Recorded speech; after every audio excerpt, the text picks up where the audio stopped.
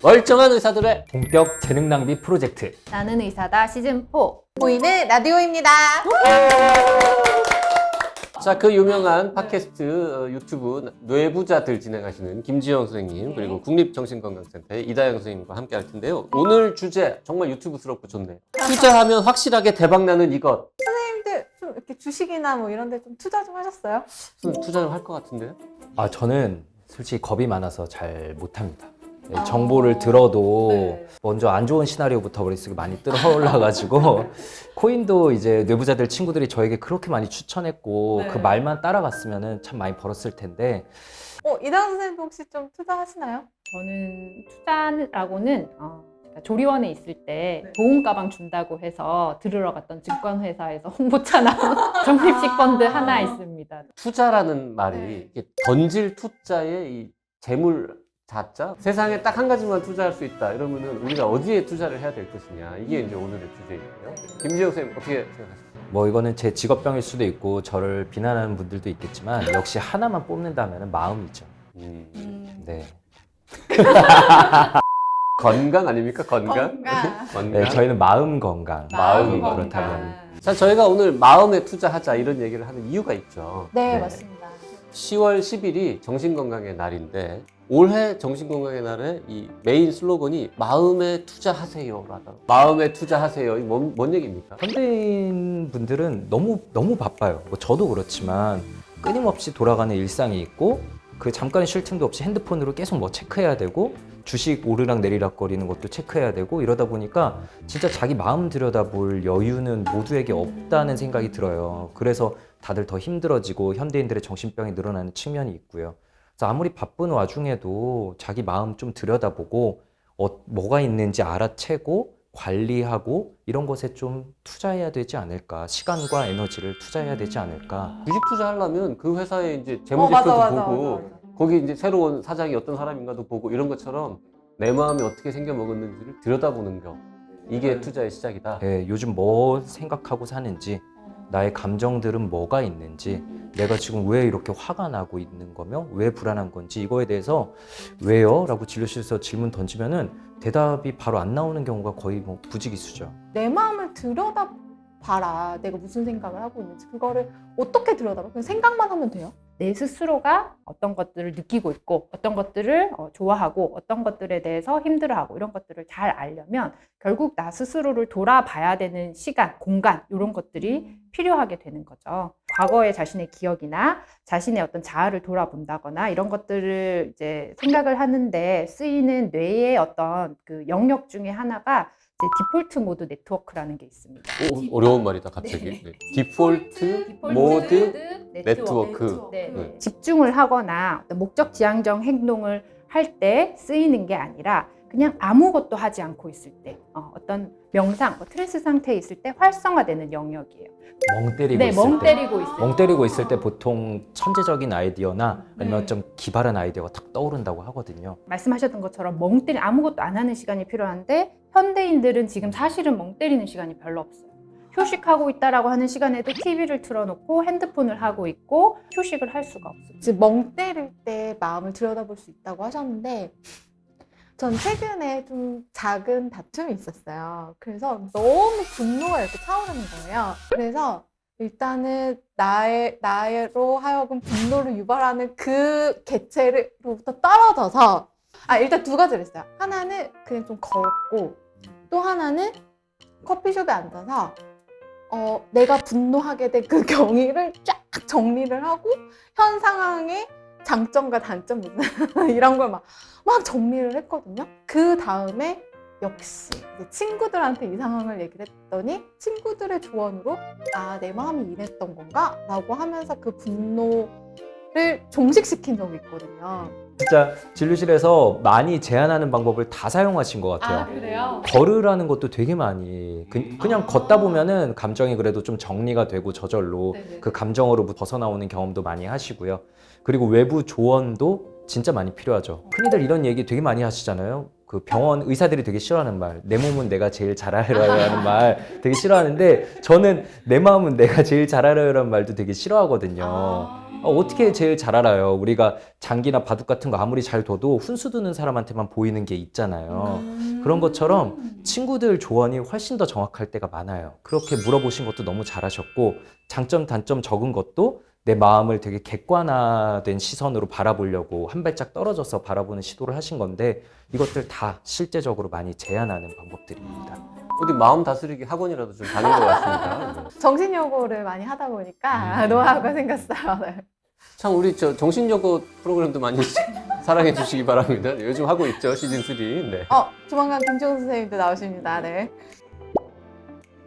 들여다보는 거 말고 조금 더 적극적으로 뭔가 이렇게 투자할 수 있는 방법은 뭐가 있을까요? 저 같은 경우는 많이 추천드리는 거는 이제 칭찬일기나 감사일기 같은 거를 한번 적어보시기를 권유드릴 때도 있어요. 내 자신에 대해서요? 네. 그러니까 진짜 작은 거라도 이제 하루에 3가지씩 내가 잘한 거를 칭찬하는 거를 꾸준히 써보고, 또 아무리 작은 거라도 내가 감사할 거 3가지씩 매일 적어보는 거. 진료실에 오시는 분들 중에는 이거 못 하시는 분들이 너무 많아요. 칭찬할 게 어딨냐, 감사할 게 어딨냐, 지금 이렇게 힘든 상황이고 내가 잘하는 건 하나도 없는데 라고 말씀 많이 하시는데, 의식적으로 하는 연습을 하다 보면 어느 순간부터는 내가 그래도 조금 더 괜찮은 사람인 것 같고, 내 주변의 환경도 힘들 때도 긍정적인 거를 찾는 연습이 되고, 이러면 나와 세상을 보는 시각이 약간씩 더 긍정적으로 바뀔 수 있죠. 자, 누구나 칭찬할 일을 하루에 3개는 찾을 수 있다. 어제 본인 칭찬할 거 3가지 뭐 있습니까? 어제 아이랑 축구한 거 정말 들어 누워 자고 싶었지만 칭찬해. 네, 네, 하나. 축구한 거 네. 하나 있고요. 네. 서담이랑 팟캐스트 하러 가는데 거기 책을 정말 읽기 싫었지만 또 숙제처럼 방송 이겨내고 준비. 읽은 거. 칭찬해. 농구를 어제 새벽에 이제 하러 갔는데, 새벽에?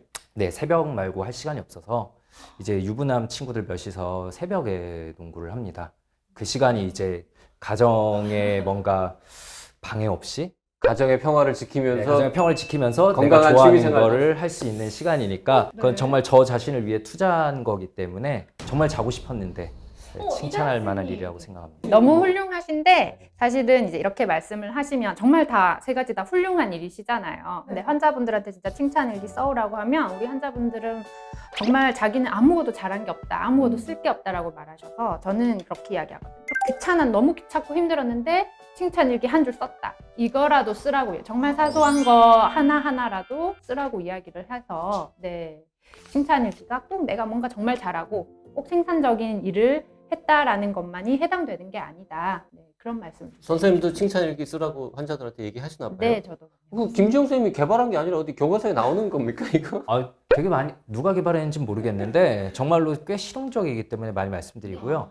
아까 말씀하신 것처럼 그 진료실 오시는 분들은 모든 게 힘들기 때문에 정말 기초적인 거 잘한 것부터 스스로 칭찬해 줘야 되거든요. 그냥 먹기 싫고 아무 의욕 없는데도 밥 먹은 거, 그리고 오늘 병원에 온 거, 그리고 약을 꾸준히 챙겨 먹은 거, 이런 거 하나하나가 다 칭찬할 일이죠. 이제 마음 건강 이런 거 좀 생각하다 보니까 자기 주도적인 정신 건강 관리가 필요하다 이런 말도 있더라고요.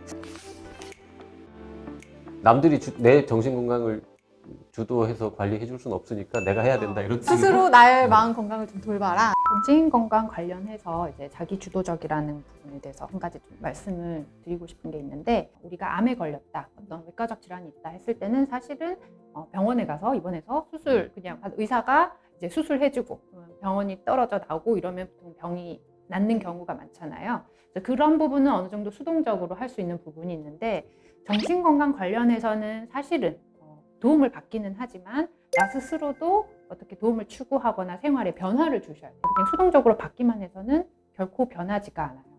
예를 들어서 PT라고 하죠. 퍼소널 트레이닝을 받을 때 트레이너의 어떤 방법을 배워서 자기 스스로 훈련을 해야지 이제 더 건강이 지켜지고 근육이 생기는 것처럼, 병원이나 카운셀링을 통해서 내가 스트레스에 어떻게 대처하고 내 정신 건강을 어떻게 들여다보고 앞으로 내가 이제 발생할 수 있는 여러 가지 문제에 대해서 어떻게 대처하면 좋을지에 대해서 방법을 배우고 나면 결국엔 나중엔 자기 스스로가 그 방법을 터득해서 활용을 해야지 이제 앞으로 계속 살아나갈 수가 있는 거죠. 그런 부분에서 자기주도적 정신건강관리라는 게 좀 의미가 있지 않을까 싶습니다. 그럼 만약에 마음 건강에 투자를 하고 싶은데 마음이 너무 지금 뭔가 메말랐다든지 내가 투자할 여력이 없어요. 그러면은 선생님들 같은 분 혹은 뭐 국립정신건강센터 같은 데 찾아가면 마음에 투자할 수 있는 종잣돈 대출 뭐 이런 거 혹시 가능합니까? 작은 목표부터 세워서 하나하나 성공해가는 경험을 쌓도록 이런 것들을 많이 권유를 하고 있는데, 사실 뭐 너무 만성적으로 오랫동안 우울해 있거나 에너지 자체가 조금 제로에 가까우신 분들은 이런 거 과제하는 거 하나하나가 너무 힘드세요. 근데 실제 생물학적으로 우리가 이 에너지 자체가 다 다운되어 있고 뭔가 할 수 없는 힘이 없는 거기 때문에 약을 좀 드시면서 어느 정도 이제 이런 생체 에너지를 좀 회복을 하고 기력을 회복을 하셔야지 다음 단계로 나가실 수가 있어요.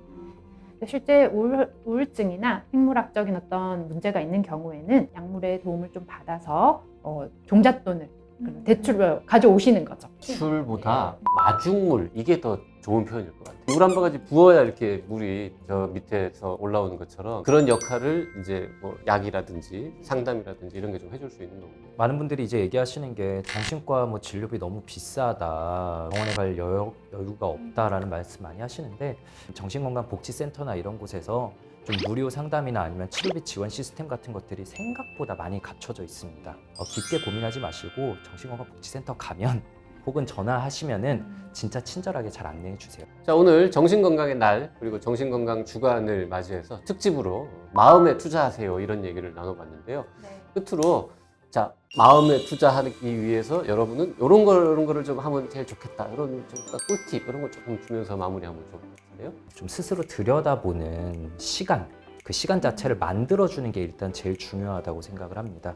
그래서 집에 들어가실 땐 가능하면 좀 스마트폰을 멀리 놓고, 그리고 그냥 진짜 멍 때리면서 좀 내 마음이 어떤지, 스스로한테 나는 어떤가, 그리고 무슨 생각이 떠오르면 거기서 끝내지 말고 그럼 왜 이런 생각이 드는가 라면서 연달아 질문을 던지고 멍 때리는 시간을 하루에 10분만이라도 좀 가져보시면은 분명히 장기적으로 볼 때 우리가 아까 예시를 든 헬스를 꾸준히 하면 누구나 좀 더 근육질 되는 것처럼 이런 질문을 꾸준히 하면서 내 마음을 잘 들여다보면 결국에 내 마음을 더 잘 컨트롤하는 사람이 될 거라고 생각을 합니다. 저는 정신건강 문제들, 불안이나 우울이나 무기력 이런 것들이 꼭 우리 삶의 부정적이라는 부분이라고 생각하지는 않아요. 왜냐하면 우리가 이제 너는 이제 쉬어갈 때다, 도움을 받을 때다라는 신호로도 작용을 하고 있는 거라고 보고 있습니다. 그래서 내가 만약에 정신건강 문제로 여러 가지 어려움을 겪고 있다라고 생각이 되실 땐 그 증상 자체를 너무 회피하려 하거나 뭐 미워하거나 그러지 말고, 아, 내 몸이 내가 살자고 이제 신호를 주는 거구나 라고 생각하고 수용하고 그에 맞는 적절한 도움을 꼭 받으셨으면 좋겠습니다.